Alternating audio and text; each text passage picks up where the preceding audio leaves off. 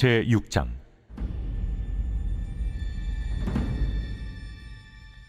오라, 우리가 여호와께로 돌아가자. 여호와께서 우리를 찢으셨으나 도로 낫게 하실 것이요, 우리를 치셨으나 싸매어 주실 것임이라. 여호와께서 이틀 후에 우리를 살리시며 셋째 날에 우리를 일으키시리니 우리가 그의 앞에서 살리라.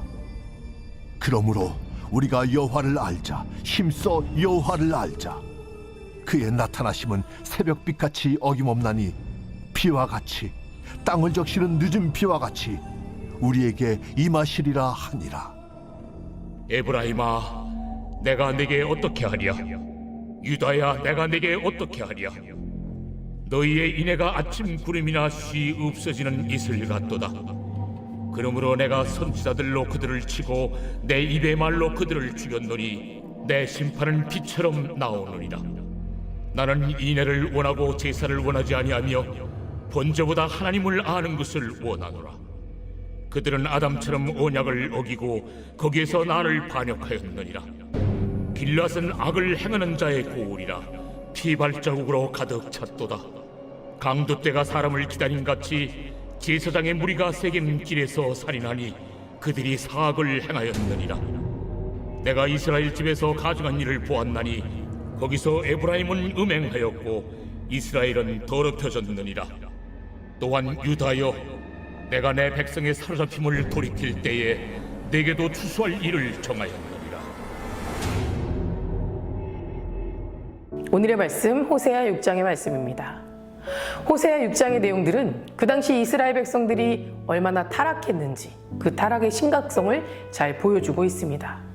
먼저 7절에서 11절 말씀에 그들은 사륙하고 도적질하고 또 약탈과 우상숭배뿐만 아니라 그 내면은 더 부정하고 그들의 삶의 자리에서 영적인 것과 또 거룩한 곳이라고는 찾아볼 수 없을 정도로 타락하였음을 볼 수 있습니다. 결국 하나님께서는 그들이 당할 심판을 선포하셨습니다. 5절의 말씀입니다.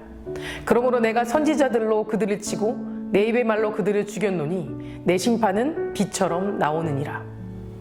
하나님께서는 범죄한 이스라엘을 선지자들을 통해서 치고 또 자신의 입의 말씀으로 그들을 죽이셨다라고 말하고 있습니다. 그들이 범죄했을 때 하나님은 선지자들을 통해서 하나님의 말씀을 선포하셨고 그 말씀에 순종하지 않을 경우 심판이 임하게 될 거라고 경고하였습니다. 하지만 그들은 말씀을 듣고도 회개하지 않았고 그 말씀을 업신여김으로 결국 아수르와 바벨론에 의해서 심판받게 된 겁니다. 결국 이스라엘 백성들이 심판받고 파멸에 이른 것은 그들이 범죄를 저지른 것보다 하나님께서 말씀하신 심판의 경고를 무시했기 때문입니다. 호세아는 이런 이스라엘이 어떻게 하면 구원받을 수 있는지 알고 있었습니다. 1절의 말씀을 보겠습니다. 오라, 우리가 여호와께로 돌아가자. 여호와께서 우리를 찢으셨으나 도로 낫게 하실 것이요, 우리를 치셨으나 싸매어 주실 것임이라. 호세아는 그들을 심판하고 멸망의 자리에 앉게 하신 이가 하나님이라고 말하고 있습니다. 하지만 도로 낫게 하실 분도 역시 하나님 한 분밖에 없다는 사실을 말해주고 있습니다. 여호와께로 돌아간다라는 것은 하나님을 떠나서 지은 죄를 깨닫고 또 회개하며 돌아오는 것을 뜻합니다. 하나님께로 돌아가기만 하면 하나님은 죄인들을 낫게 하시고 싸매어 주셔서 살게 해주신다라는 겁니다.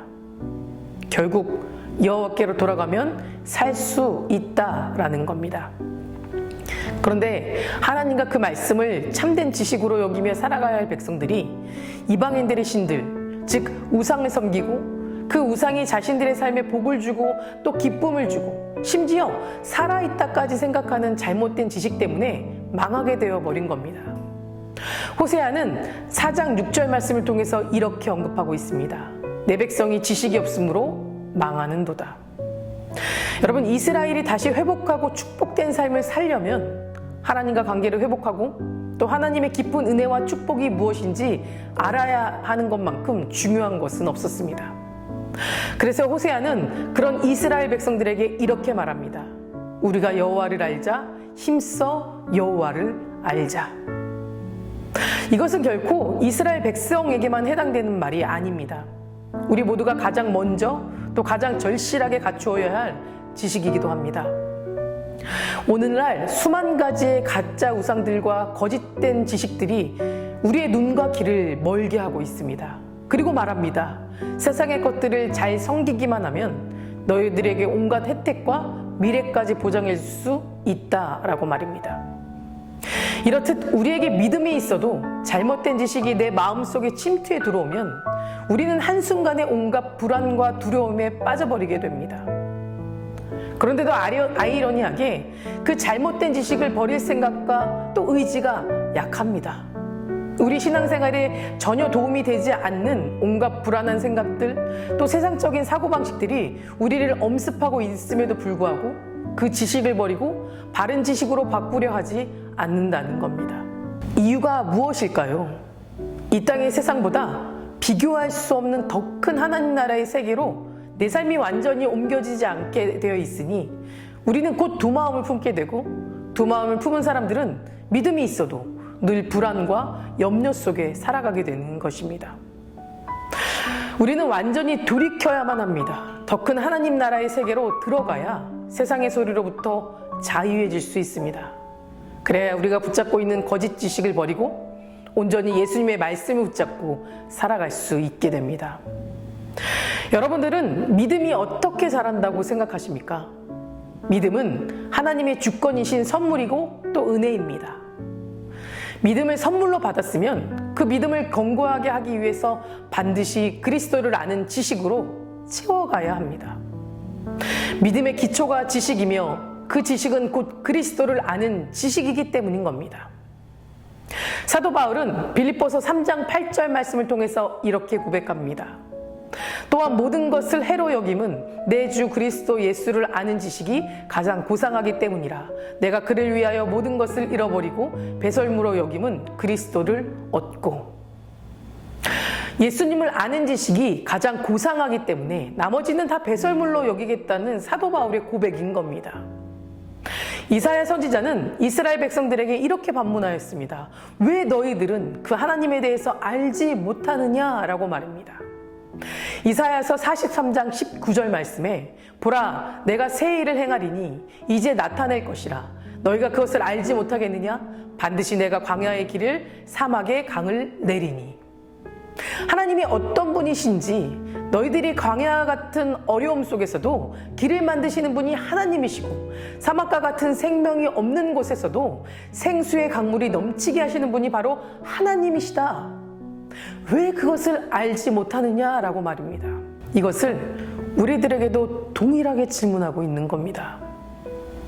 아브라함이 고향을 등지고 어디로 가는지 알지 못한 채 떠났을 때 그가 어떻게 그 모든 두려움과 어려움을 이겨냈을까요?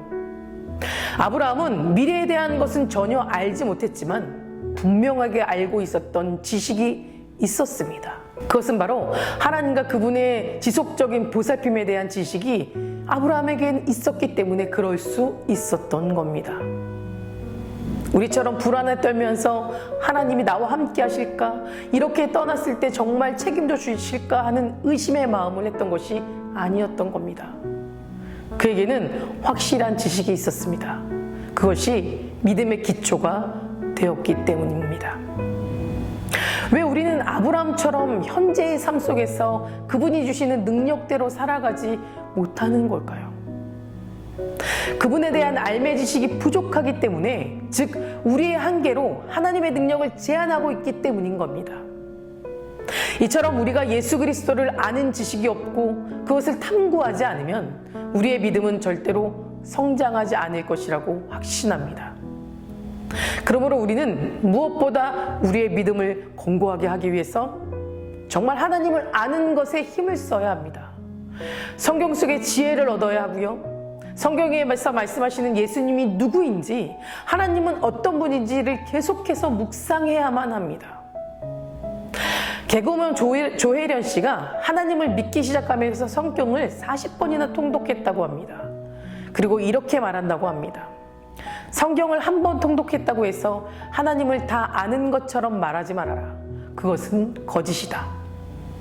그녀는 하루에 10시간 동안 성경을 읽고 또 성경 통독을 40번이나 했음에도 아직도 하나님을 알아간다라고 말하고 있습니다. 여러분, 우리가 하나님을 바로 알려면 말씀을 가까이 하고 그 말씀을 글로써 이해하는 것이 아니라 마음에 새기고 그 말씀대로 살면서 변화되어야만 합니다.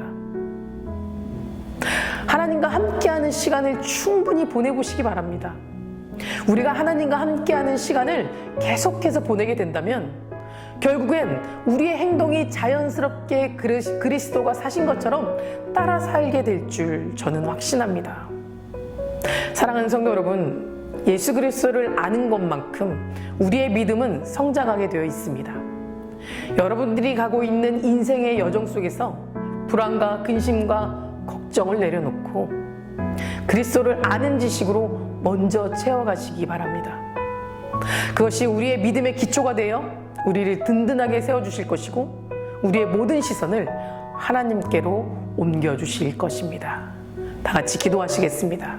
오늘은 월요일입니다. 월요일의 공동기도 제목은 나라와 민족을 위해서 기도하시겠습니다. 먼저 이 땅의 영적인 회복과 또 자유민주주의를 위해서 기도해 주시고 분열과 갈등이 사라지게 하시고 경제가 회복될 수 있도록 기도해 주시기 바랍니다. 사랑과 은혜가 충만하신 하나님, 오늘도 주님 앞에 나옵니다. 평생을 살면서 하나님을 가까이 하고 하나님의 말씀을 바로 알고 실천하는 삶으로 살아갈 수 있도록 인도하여 주시옵소서. 세상의 즐거움을 좇으며 살아가지 않게 하시고 하나님과 함께하는 시간을 누리며 살아가는 삶 되게 하여 주시옵소서. 우리 인생의 여정 속에서 하나님을 아는 지식으로 가득 채워지게 하여 주시옵소서. 특별히 이 나라와 민족을 위해 기도합니다. 경제적으로 어렵고 혼란스러운 시대를 살아가고 있지만 하나님의 때를 기다리며 더욱 힘써 기도하는 나라 되게 하시고 하루속히 이 나라와 이 민족을 고통 속에서 구원하여 주시옵소서. 코로나로 인해 흔들렸던 믿음을 다시 회복시켜 주시고 하나님을 더욱 경외하고 믿으며 예배를 나가는 예배제가 세워지는 나라 되게 하여 주시옵소서. 담임 목사님 말씀의 능력을 더하여 주실 줄 믿습니다. 선포되는 말씀으로 치유와 회복이 일어나게 하시는 모든 사역 가운데 은혜 충만하게 채워 주시옵소서. 우리 다음 세대의 아이들이 믿음을 지켜주실 줄 믿습니다. 우리 아이들이 말씀으로 자라고 기도로 성장할 수 있도록 도와주시고 또 암으로 치유받고 있는 박재순 권사님, 유은영 권사님, 김정수 집사님, 오유미 성도, 박성현 청년, 유경민 청년 깨끗이 치유해 주시고 끝까지 소망 붙잡고 살아갈 수 있도록 도와주시옵소서. 투석 중인 성도님들 또 사고로 입원 중인 성도님들 힘을 더하여 주시고 우울증 공황장애 불면증 겪고 있는 성도님들에게는 담대한 마음 또한 허락하여 주시옵소서. 새벽마다 1000번째 드리며 간구하는 기도 제목에 응답하여 주실 줄 믿사오며 이 모든 말씀 예수 그리스도 이름으로 간절히 기도드립니다. 아멘.